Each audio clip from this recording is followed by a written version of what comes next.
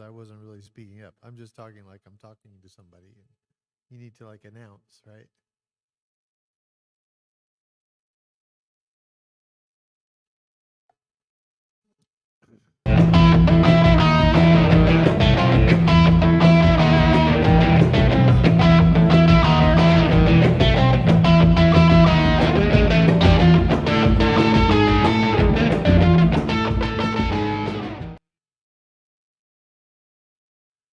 Hey, good evening, Mountain House. This is Brian Harrison with Mountain House Matters. We're here with a Friday night update for you. Latest news, Friday latest news. That's what we're calling it. Welcome. I'm back at the Zaytech Academy with Khalid over here working the board for us, and we just got an update on the election results that we wanted to share with you, and a few other things that have been going on and are happening in town that you probably want to know about. Um, the election results have been updated just a little bit. We were hoping for like a big, massive thing. Word is that there were what we got initially was only about half or thereabouts of the total vote that's going to be counted. So there are numbers that will shift. So far, the shift that we got went from 17.2 to 19.9% of the total number of registered voters in San Joaquin County. And the numbers changed by just under 10,000 total votes counted.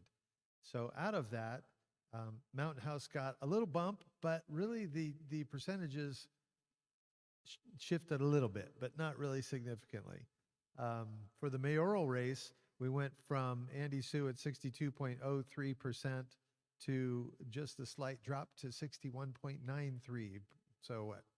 0.1%. It went down. He now has 1,021 votes. No, he had 1,021 votes. He now has 1,064 votes. Harry Dillon now has 544, up from 524, so a gain of 20. Raj Reddy gained a couple of votes. He's now at 103 and has 6% of the total count. So, to my knowledge, nobody has claimed victory. Nobody has conceded defeat in this election. And there are still votes to count. Though it says it's at 20% of the total number of registered voters, nobody expects that all of the registered voters will have voted. So last election in 2022 in Mountain House, about 48% of the registered voters came out. We were saying the other night that we think it's probably even lower than that, maybe as low as 30% this year. We won't know until all the votes are counted that have been cast. The registrar of voters counted the other night on Tuesday night after the election ended at 8 o'clock. They counted and released numbers a couple times, 3 times, and the last release brought it up to where it's been since at 17.2% of the total vote count. That counted all of the mail-in ballots through March 2nd, so the weekend before, as well as reportedly everything that had been voted in person or dropped off in the ballot box even up through election day. So all that really is left are the mail-in ballots. But I think it's a sizable number of mail-in ballots. So where we have currently, what do we have, 1,700 votes, we're probably going to see another 1,500 or so come in. So, the numbers could change. I think more significantly, the mayoral race appears to be pretty well established. It's hard to fathom that would change statistically enough to make a difference at this point. But there are still votes out there to be counted, so you can't say that definitively. In the city council race, where we have 8 people running for 4 seats, the top 2, 3 really look fairly definitive.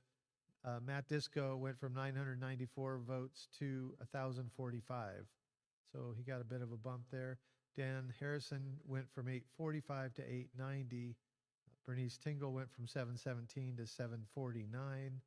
Ronna Green is still in 4th place with 669 votes.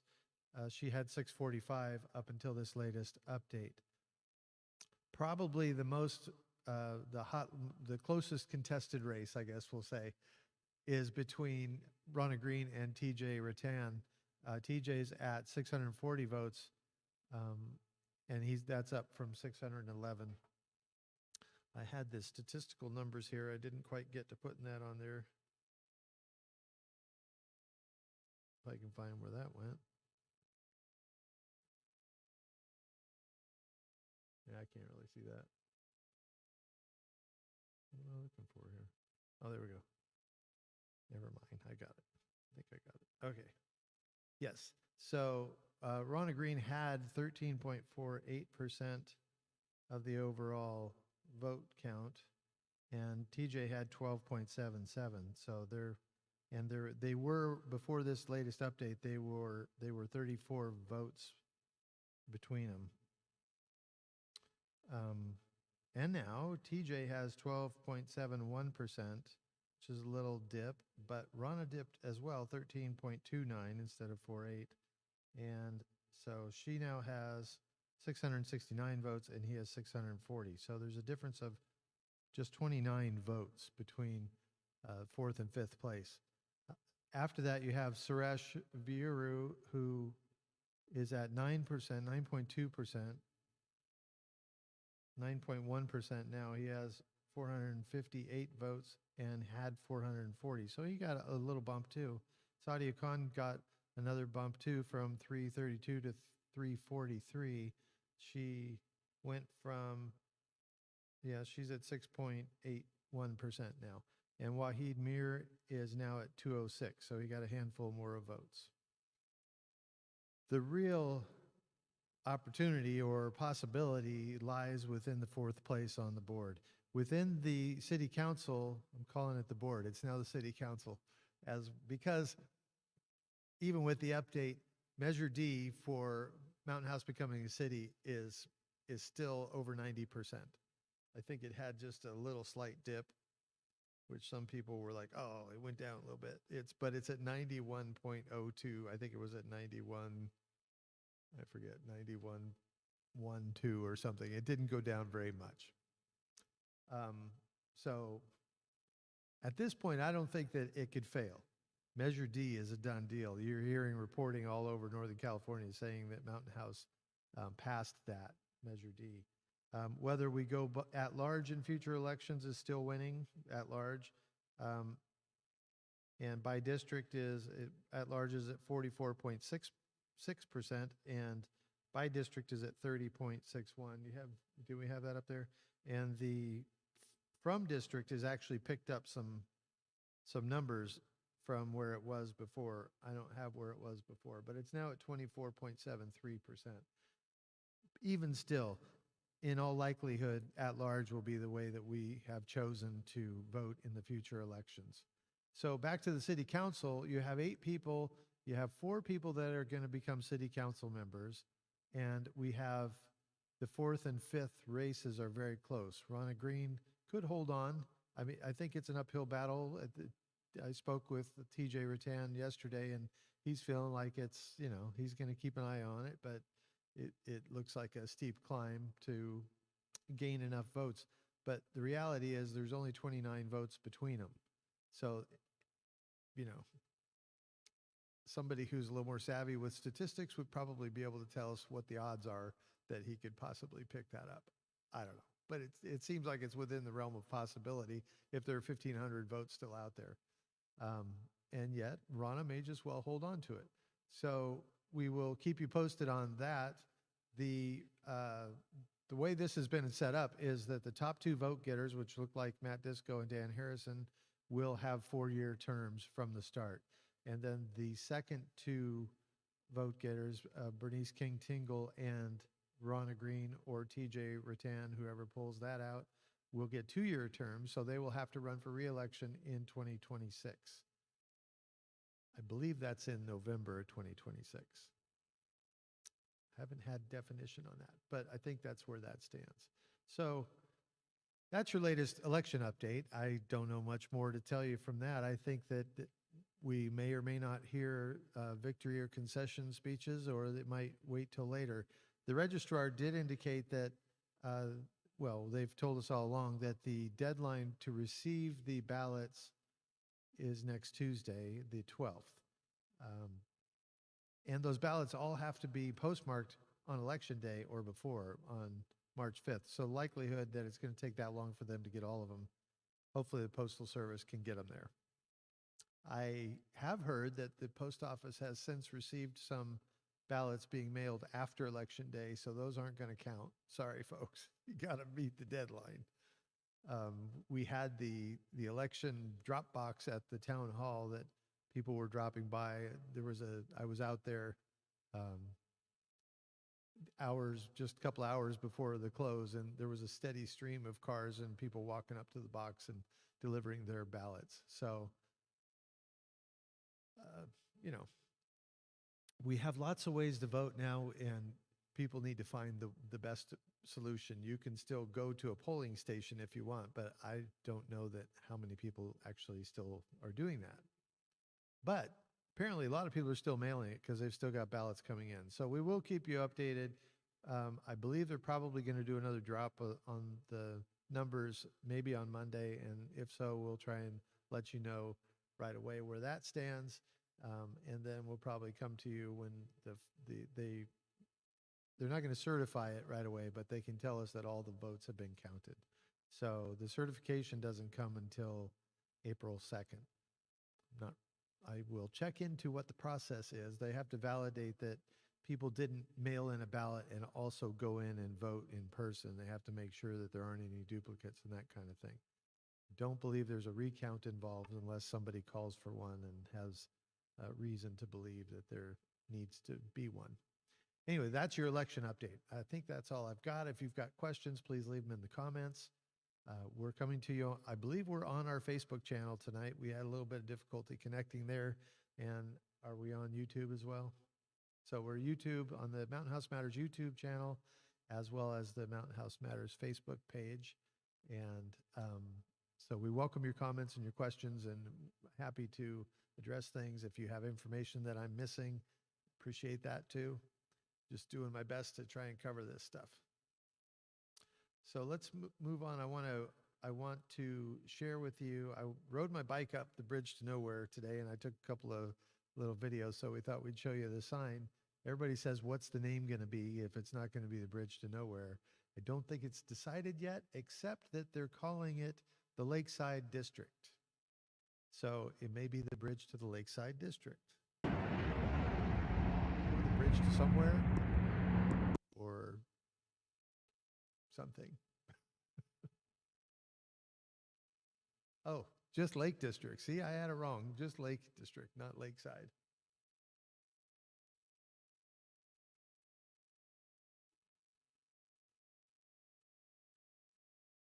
So the north of Byron area goes out to the Delta. The old river is outside of the edge of I guess the northern edge of Mountain House at the Lake District. There, at one time, originally, the plan was to put a golf course out there. Many people know that. The golf course got scrapped along the way because golf courses don't really make money, and having a golf course where it gets really windy may not be the best idea anyway. Anyway, it got scrapped. So it's actually a benefit to those who aren't golfers. It might be a benefit to those who are golfers. I don't know how great of a course it would have been. Who's to say? But they had already done preliminary work setting up little lakes and ponds and, water traps and sand traps and stuff. So it sort of has, from overhead, it has a look similar to a golf course already. What they've decided to do instead, they're not going to build homes on that, because one of the reasons they were putting it there is that it's close to the edge of the water, and the water level gets, well, it's like sea level. It's not very high above the delta. So they've put in a pumping station. They've done all kinds of elaborate work to really solidify the ground out there, but they're not going to build homes all the way to the edge. They will have open fields and trails and bike trails and different stuff that people can enjoy. So it's going to be really a great space for like an open field park kind of trails and stuff for the community. So that'll be a really nice feature, actually. They did a groundbreaking of the fire station. That's the second fire station that's going to be built there. Should have given you a picture of that. That's on the cover of your um, March issue of Mountain House Matters. Watch me fall over. If you look on the cover of your Mountain House Matters, it's right there. So there has to be a fire station out there before anybody can live there. So they're going to break ground on that later this year, and it'll take almost a year to build, is the plan. And the construction infrastructure has already been going on for a while out there. Actually, the road from the bridge goes down and around for quite a ways. And I noticed today there are some light signal standards already put in place and stuff. So they're getting all of the infrastructure ready to build, the underground piping and all of that.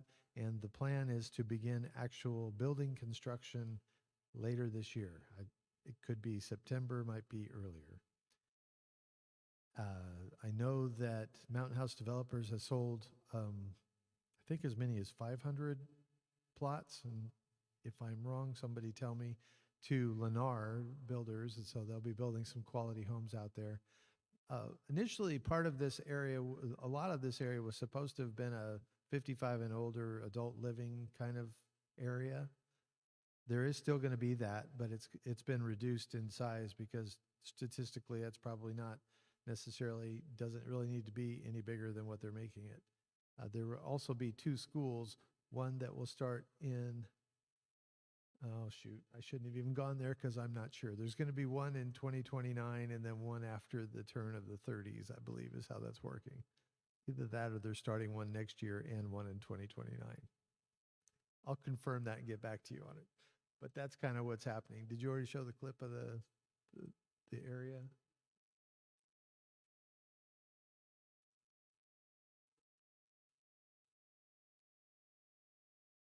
A simple majority. The question is what percentage of votes is required for Mountain House to become a city?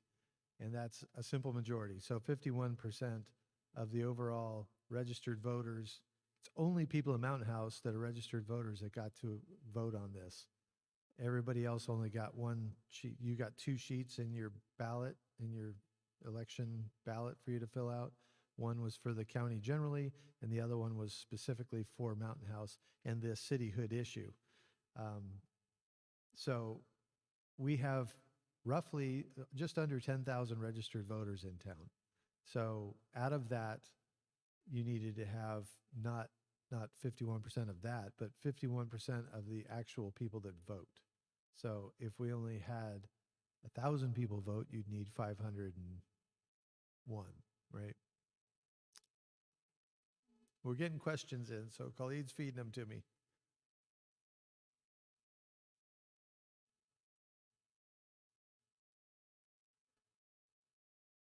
If you have not gotten ratification of your vote, I would, at this point, you probably should be getting it soon. If you voted right at the end, then it probably takes them a little bit extra time just because there was so much going on with that. I would say if you don't have it by tomorrow or the next day, maybe on Monday, call the registrar and confirm that, or let them know that you haven't gotten it. I know that I put mine in the Dropbox last Friday, and I got a notice on Sunday midday. So it took about 48 hours. But we've been beyond 48 hours now. So I did see that one resident posted that I know he voted on election night eve in the evening, because I was standing at the ballot box when he came up and he put his ballot in. He got notice today or yesterday. Samik Modi. Maybe comment on that. I think his comment might be in there, or I saw it on the Mountain House page. But he did finally get his. He was concerned about that too. He hadn't heard, so.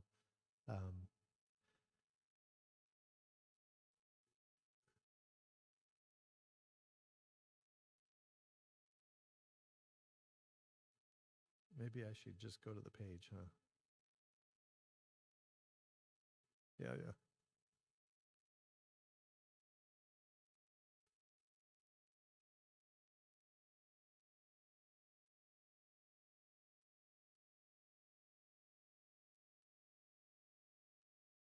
we are.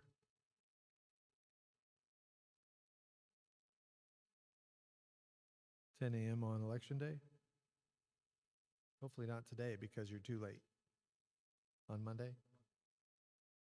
Oh, yeah, you probably should have gotten word.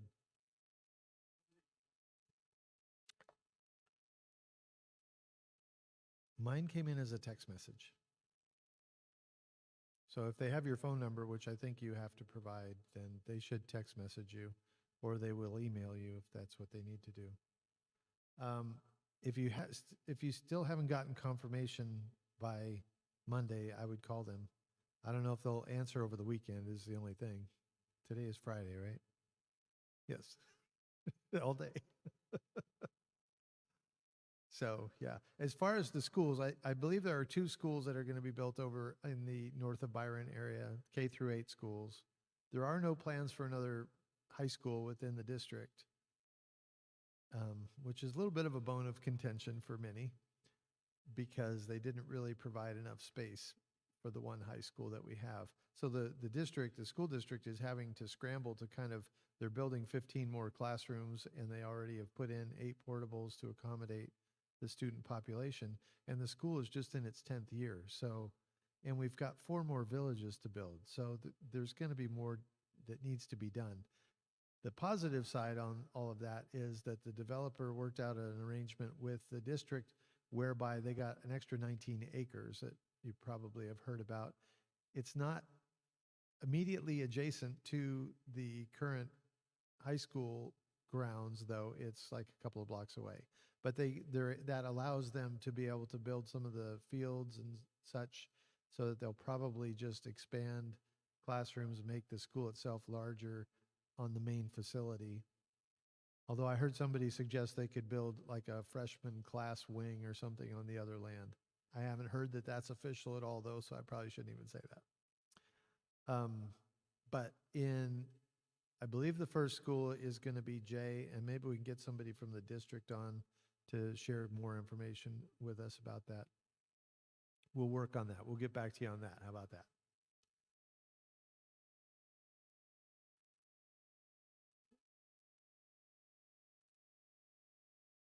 No. I have to put my glasses on here.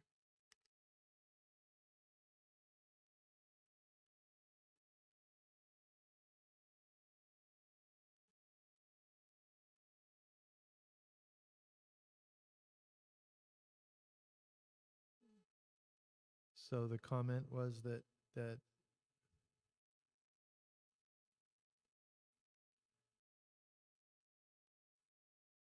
so the comment is that Superintendent Kirk Nicholas has said that he would ask Delta College for some of their land. They have quite a bit of land over there. And Delta College, actually, my understanding is that they're working on a way to actually start building the real buildings, because their whole school right now is in portable units, modular units. So they want to build a brick and mortar school over there. So they're looking at a bond measure maybe this November even. So that's something to look forward to. I'm not seeing the questions. So. Yeah, I'm seeing our live feed.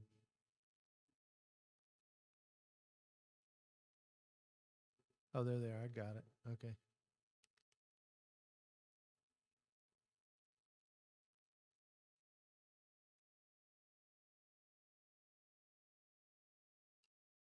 Yeah, that's going to be shuttling the kids back and forth from the main high school to 2 blocks away is going to be something that the district has to work out.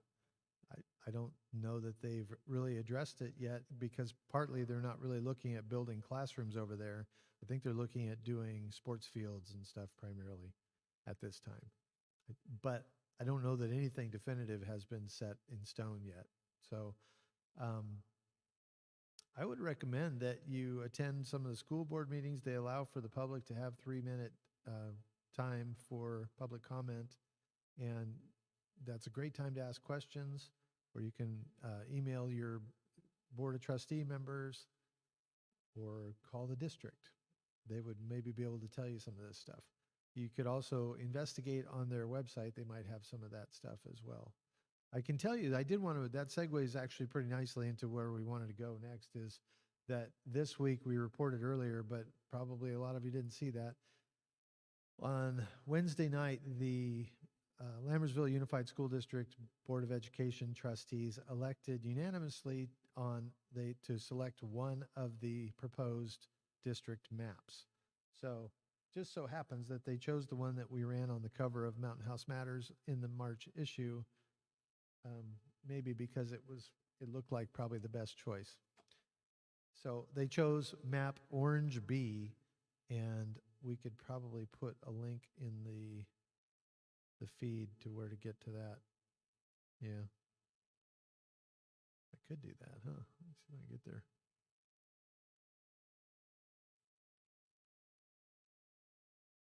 Yep. And I have that page on a tab, so that helps.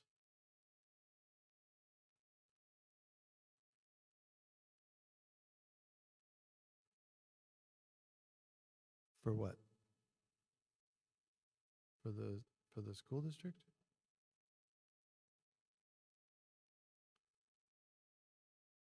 They don't do an interactive Zoom, but they do videotape all of the board meetings. So I had several months where I couldn't get to a board meeting, and I wanted to kind of bone up on what this district map stuff, where that stood.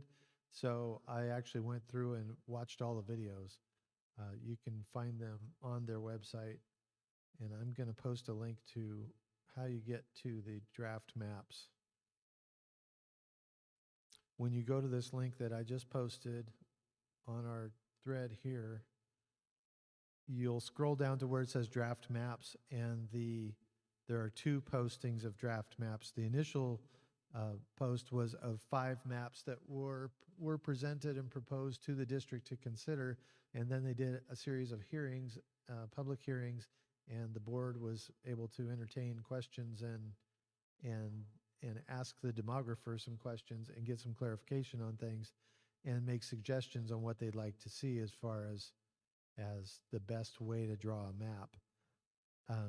But they got some really great comments from the community, and I know that a lot of what went into the latest maps you'll find there that were posted after the first 5, Orange B and Lime were what they were referred to as, and they were based largely on the community input that was received.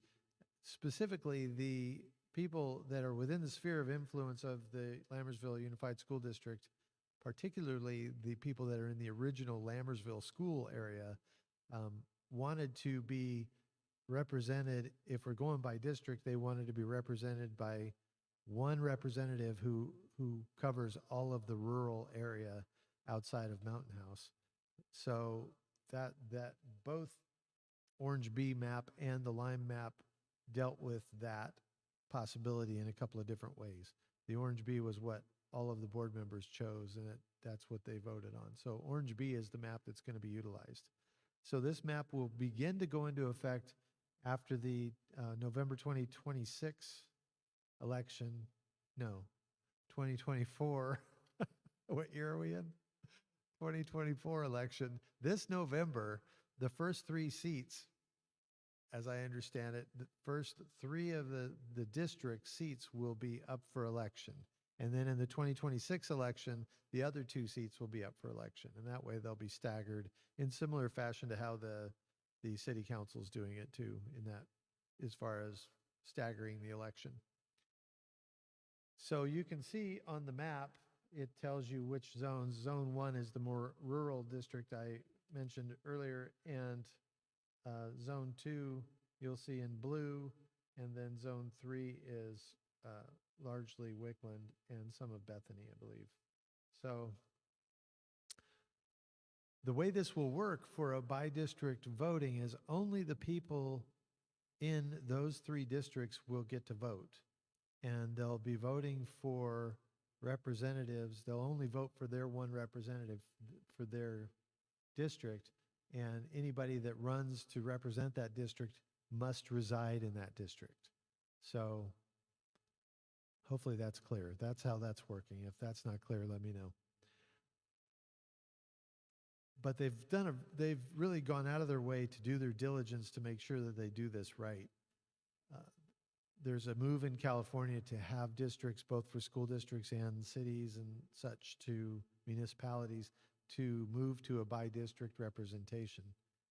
It's kind of a controversial thing because California established a pretty much a one-size-fits-all rule, and not everybody likes it. But the school district decided that it would be to their benefit to go ahead and go that route, uh, if for no other reason than to avoid potential litigation and have to defend a lawsuit that they don't really have the funds to have to defend a big lawsuit. And as it stands, there's already a lawyer that's been in coming to meetings, let's just say that. He's been presenting himself, and he sent a letter that is, I think you can find it you can find it through the agenda items on the district website. You might have to dig for that. We could possibly post a copy of it if anybody really wants to see that. But he basically was initially threatening that an at-large voting system wouldn't really serve the diverse community, and people that are underrepresented aren't being served by an at-large voting block, and so by district should be what they go to. He's kind of changed his tune, though, and he's talking more about that they should go to a ranked choice voting system. Yeah, and I think now he's saying it should be at large. So they've already gone to by district, which is what the state has been wanting the districts to do. So they're doing their best to do their diligence to be in compliance with the rules, and you got to give them credit for that. We do have a video clip that we ran. You can find on our YouTube channel, and I think there's still a link. We ran Wednesday night that actually shows about 7 minutes of the board actually conducting their vote and justifying or explaining their justifications for why they chose that particular map. If you want to spend 7 minutes at that, it's a worthwhile watch, really. So I think that's about all I have on that.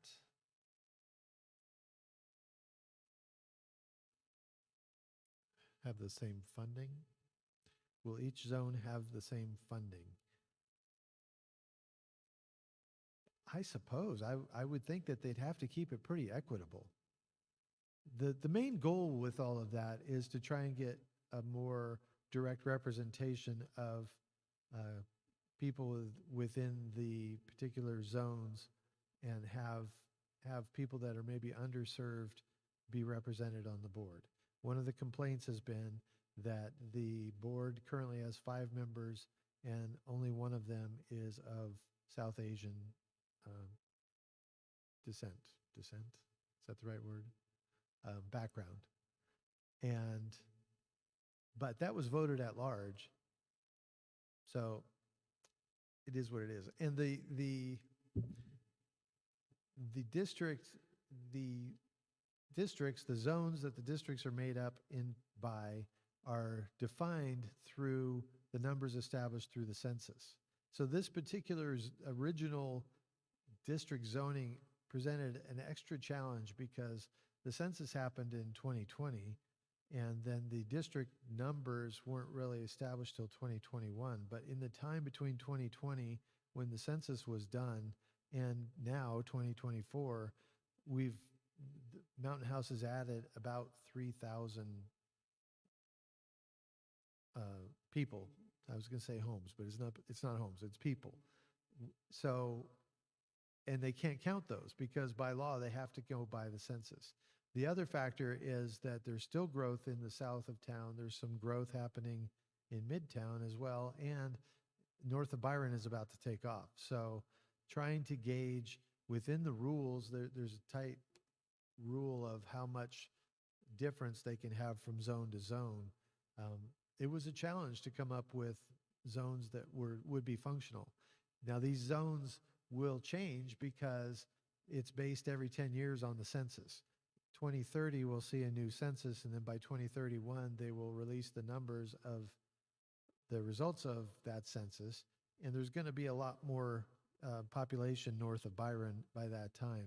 A lot, I wouldn't say a lot, I wouldn't say all of it, but a lot will probably be built by then, maybe half of that. They'll probably still have a similar situation as they have now with the south of Grant Line College Park area, because it's growing and it's going to continue to grow. But they'll probably also have a pretty good handle on how to deal with that growth, having gone through it this time. So the districts could change. They will change every 10 years, and it'll be done in a neutral fashion by a demographer who doesn't know where the current board members live, and that's what they did this time.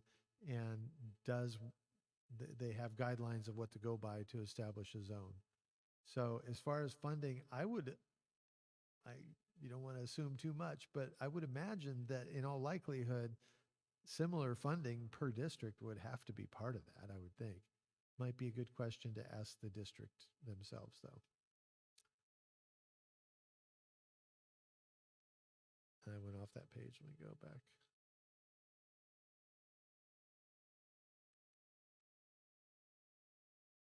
Which one is that? Some zones.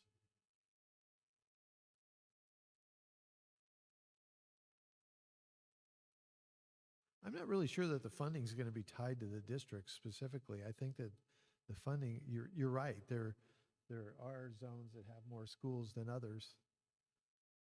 And Bethany is broken up into 3 zones in this map that they chose. So I believe that the funding probably is going to be done. I mean, you're going to have the people representing a district lobbying for their schools and their people. They're probably going to have to keep the funding, I would guess. It would have to be, pretty equitable per school. I don't think that's going to be so much about the districts necessarily. If there is a board member that happens to be watching, or somebody that wants to chime in on that, I would welcome that. These are questions I don't really know the answer to. They're good questions, though. So we can look into it further, and you could look into it yourself and maybe give some feedback on what you learned and from the board or from the district themselves. Okay, I did want to move on here. We have just one other thing to talk about tonight, and it's a lighter, more fun kind of thing. Do you want to just roll it? The Central Park. Central Community Park is, the playground areas have been going through a renovation process that they pretty much ripped out everything that was in there and started over on the main park area. There are also the areas back closer to the basketball court. They've done some modification. They fixed the ground cover, and then they redid that other one that was closer to the bowl area there by the picnic area. But that part's not in my little video. We got a little video, and we have some pictures. Took the feedback from those, and the second hearing on draft Oh no, this is the map one. maps talk about these two shows additional you, maps. this You should one, know, the other that ones shows are you still right on there, the the 2 maps. The orange B on the left is the one that they chose. table. If you want to go back to That's it, the one they certainly chose right there. Can you can. see it right there? Okay, so this map, going back to the maps, this map shows you the pink area is actually larger even than what it shows there, because it goes over, it shows the edge. On the left, you see the line that is Great Valley Parkway, and to the left of that, the pink is Alameda County. The area that actually covers is quite a bit larger. The sphere of influence of the school district is pretty large, but it's not very well populated. It's not very heavily populated, most of it. So there's probably only a couple hundred people living out on that side of that. But the district is involved in helping that little Mountain House school on Mountain House Road that goes up by the bar to Grant Line. There's that little school along the way with, I don't know, a handful of students, however many they have, I don't know. But the Lambersville School District does not include that school as part of the district, but they do help them with whatever they need help with. So that's part of what is that pink area is District 1. That's part of District 1. The only part that still doesn't show the whole area, but that's a bigger representation. So the south part of actual in Mountain House from College Park and Cordis Villages are part of that District 1 in this orange B map. In the lime one on the right there, Cuesta would have been part of the District 1 as well as all of north of Byron, and it would have been drawn differently in the south area. So you can kind of see that. But the one on the left is orange B. That's the one they went with. So what was the question? Talk about the map. So the whole Von Sosten area and all of the ranchettes that are over there, they're all part of District 1. And that will be part of the 2024 November election. District 2 is Hanson Village. Looks like that's what it is. And then District 3 is primarily Wickland, but also crosses over into Bethany to some degree. And it looks like Zone 2 crosses over a little bit into Bethany as well on the other side of Mustang Way, which on this map they call Mascot Boulevard. For those of you who are new to town, Mustang Way used to be called Mascot Boulevard before the high school was built because they didn't know what mascot the high school was going to choose. Once they chose the Mustangs, they renamed it to Mustang Way. So you may still see it as Mascot like you do here on this map. Did I answer that question? Let me go back and see what the question was here. Oh, you were asking about funding, but we were talking about the map in general because you put the map up there. Oh, did I not send you that? Yes. Do we have any other questions?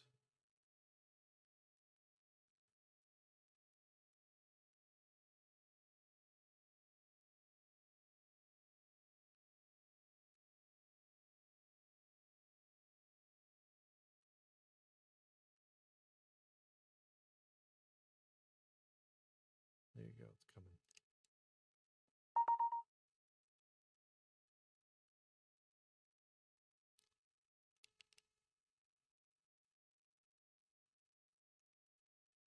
I think you said you had it.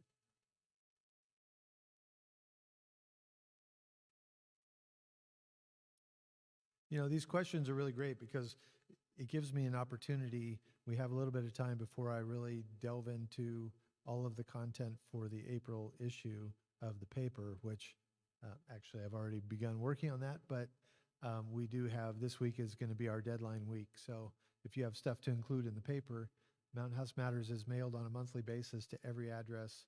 We send it by an every door direct mail program the post office has, all over to the 95391 zip code, as well as West Tracy part of Von Sosten 95304, just a carrier route over there, so that the people who are part of the school district sphere of influence can see what's going on as well. Yeah, sure. Here we go. We got a video on Central Park. Then I do have one other thing I want to tell you about. You want to do the video? Okay. Central Park is doing a grand reopening next Wednesday at 4:30 in the afternoon. So bring your kids. It's going to be fun. It's a pretty cool little space. There's all kinds of musical stuff.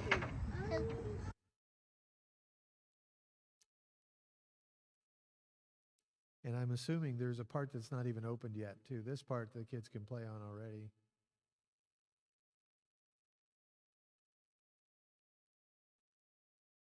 And there's another section that is immediately adjacent to it. This is all right by the big fountain in Central Park.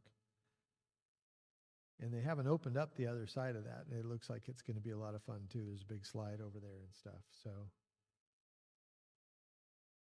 come out on March 13th. It's next Wednesday at 4:30. They're going to do a whole ceremony thing, and I don't know what all they have planned, but it should be fun.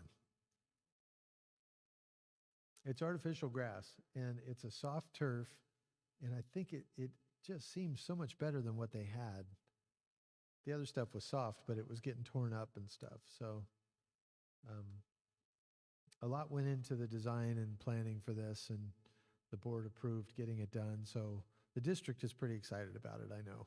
And hopefully we'll get a chance to have somebody from the district come talk with us about it.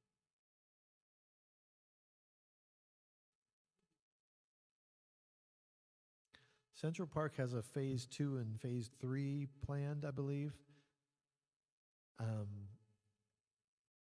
Honestly, I think you're going to have to wait to see what city council does with it. There currently are plans to make it very big. It would encompass almost all the way out to Safeway, but not all of the land out there, but a big chunk of it along the creek, I believe on either side of the creek. And there's the immediate next phase is to put in 6 more tennis courts that'll be across the street on Providence, across the street from Town Hall on Providence, and like in line with where the current 4 courts are. And then they're also going to do an actual dog park. What's there is the dog park. Matt Disco is to be commended for taking that challenge on and finding a way to come up with funding and build a temporary park there. It gets used. My dog likes to go there. She goes in, plays a little bit, and then is ready to go. She wants to sniff who's been there, I think. But the actual dog park will go at the end of where Providence runs into Giotto, the little street that runs back out to Central Parkway. There's like a pie-shaped area that I don't know, I think is about an acre in size that they're going to put the actual dog park, and they have big plans for making that pretty nice. So that's coming this year. Both of those things are coming this year, and they've talked about building the amphitheater adjacent to the library just across that open field right there, adjacent to the parking area at the library when you come in the westernmost entrance. That one-way street that everybody seems to think is 2 ways. It's not 2 ways, people. Just drive in. You have to go out the other way. I'm just saying. But there's plans to build a 2,500 capacity seat, not all seats. I was going to say seats. It's not all seats. It'll be like similar to the Shoreline where it has a big grassy area, but they'll be able to fit 2,500 people in there with I believe the plan is for a professional stage, and it's going to be up to the city council, I think, as to whether it's set up only for a professional usage kind of thing, or I believe the plan is to make it available to the public too. So I'm sure your input will be appreciated on that as well. And I think that with that, there's other stuff to read about. Oh, I know what I want to tell you. And I didn't send you a graphic for it. But if you go to mhmatters.net, can you put that on the screen? No, mountainhousematters.com or mhmatters.net. Our website. There's a section in there for the upcoming 16th annual Community Garage Sales weekend. Based on the feedback we got before, that we're going to do all of town on one weekend, April 20th and 21st.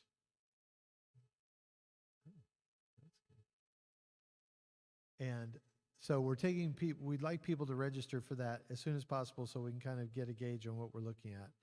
So far, we've had about a dozen people or so sign up. I think probably mostly people that have done it before. They know how much fun it is and how productive it can be. I think it's at the top. No, up more. Yeah, see where the garage sales sign right there. Yeah, so if you click on that form, maybe go back to the page and just leave the page up. If you click on that form, it'll take you to where you can sign up. And basically, it affords you the opportunity. Oh, there you go. That's the form. It kind of gives you an outline of what the program's going to be about. and then let you fill out your information so that we can include it. What we will include in our list, Mountain House Matters will build a list and develop a map for general usage for the April 20th. Matt Disco's planning a 420 party, I think.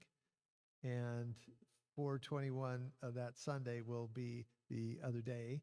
You can sign up for one day or both days. You can define for us which day you plan to do, and or both days.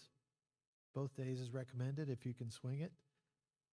And on the Facebook page, I put a link in the other day it's pinned at the top of the Facebook page that gives you a site that has some tips for what to consider when you're going to plan to do a garage sale.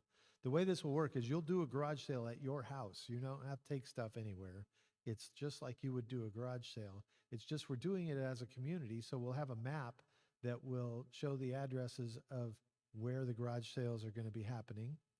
We'll break that up by village so that people that are driving through hopefully can find things in the different villages. And then you can also include some of the main items that you plan to sell. So if people are garage sailing and they're looking for something in particular, they'll be able to look through that list and see who's got what. We typically have had about 150 homes do a sale in a weekend. And previous to last year, we had been doing it where we broke it up over 3 weekends. We did 2 villages per weekend, and College Park got lumped into one of those, so we had 3 villages on one weekend. But it was so new that I think we only had 1 or 2 sales there. But it seemed that people got garage sale fatigue by the 3rd weekend. The activity wasn't nearly as significant as the first 2 weeks. So we did a survey and found that people wanted it all on one weekend. By and large, it was pretty definitive results that vast majority of people wanted to do it all on one weekend. We'll conduct another survey like that after this one's over, and if we get different feedback, then maybe we'll look at doing it a different way next year. But this is the 16th annual. This came up originally as part of not just to pull, because by master restrictions, you're not really supposed to do garage sales or put your signage all over the place to have a garage sale. You can have a garage sale. You just got to kind of keep it fairly low key. With this, you can do your signs. You can put your signs out. You just have to make sure and pick them up at the end of the day so that we don't have signs littering the whole community. Originally, our waste disposal service would plan to do a general community pickup the week following the community garage sale. And what they found is that people wanted to have the option to not do it that week, but to do it when they wanted it. So now the way it works is you, as the resident customer of the Waste Valley disposal, you can call them whenever you want to have your pickup. I have been in touch with them, and they know when our sale is going to be, so they're going to be expecting a pretty high volume of people wanting to do their annual spring cleanup, where you can put out all kinds of stuff. Maybe I can find that and post where to look for that.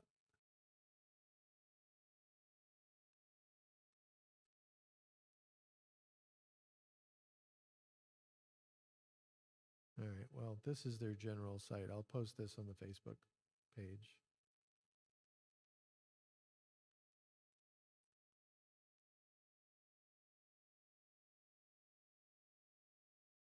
There you go. So you can call them and get your pickup scheduled. So if you're going to do the garage sale, it's a great way to clean up your garage, clean up your house, and move some stuff out that you're done with, and then other things that you're ready just to dump, you can do it through West Valley Disposal by your annual free pickup. Another option would be to go with a junk hauler, like we have Luis Hernandez does that, and I know there are other ones out there. So we'll try and put that information out for you as best we can as well. So, but the garage sale thing is always a fun time. People have a good time. It's a great way to meet some of your neighbors as well. So please sign up for that whenever you're feeling ready to commit to it, one or both days, and it'll be a good time. I think do we have any other comments?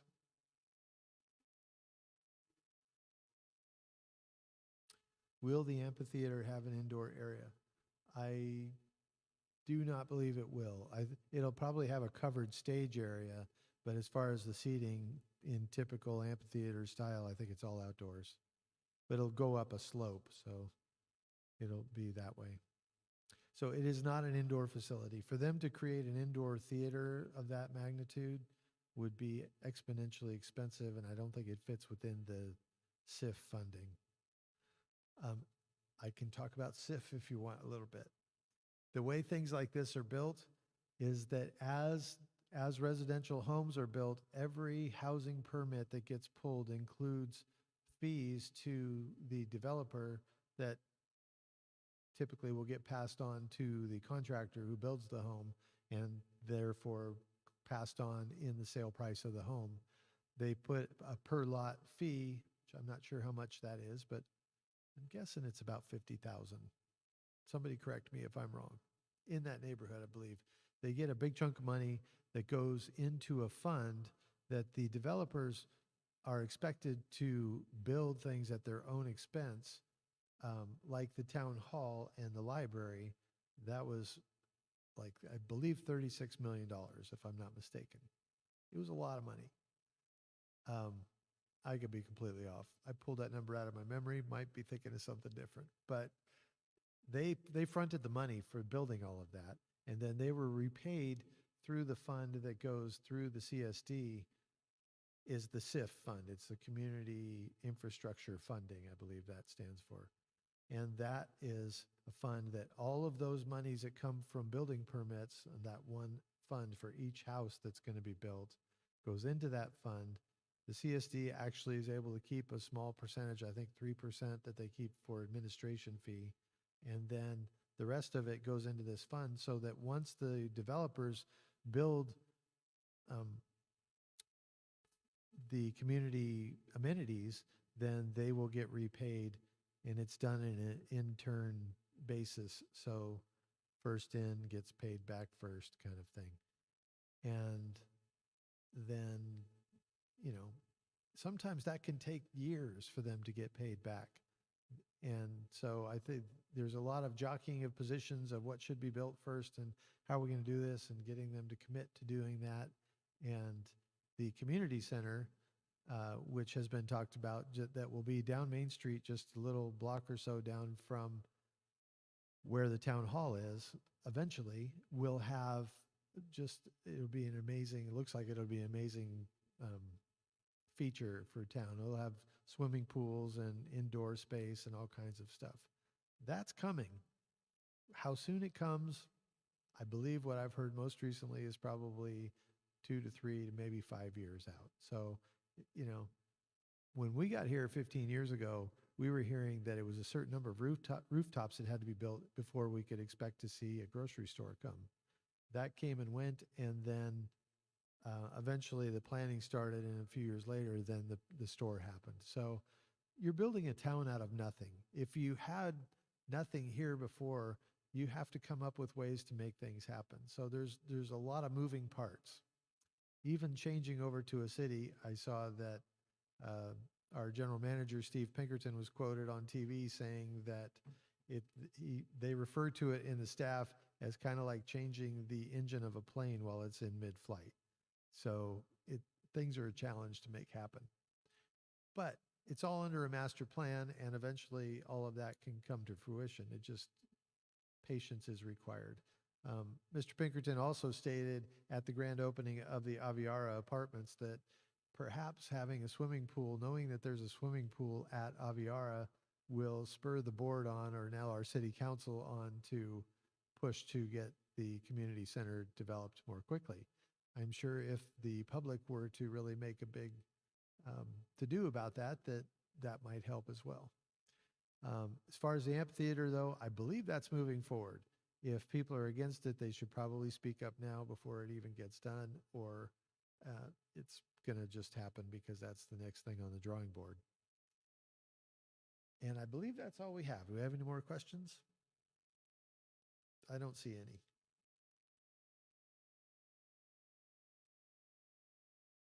One of the things that you can look forward to, I think, My understanding is, and there might be some roadblocks to it, or it might just be very expensive, but the warehouse buildings that everybody complains about are used to. You don't hear as many complaints about it now. It doesn't seem to be that much of a eyesore or anything.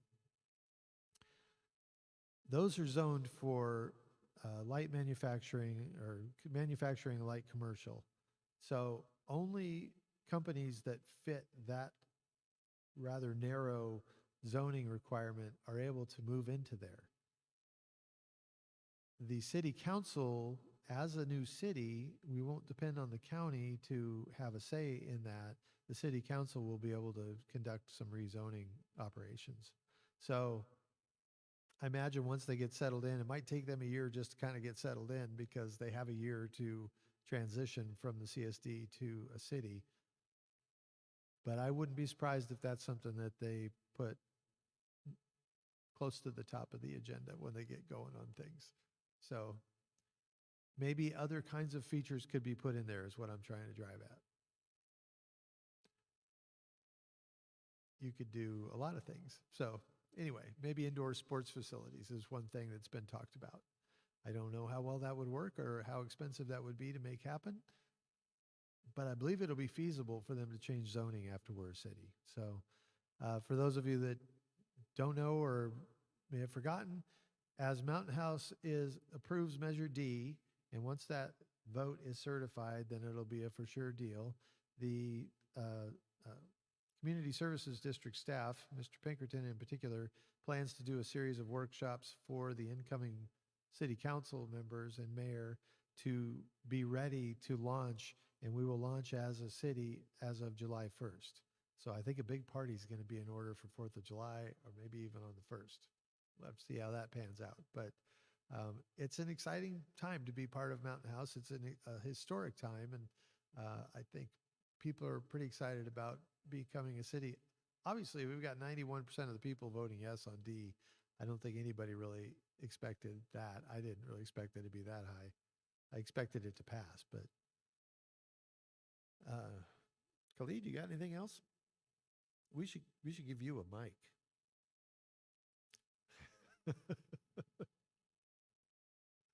I think we're good.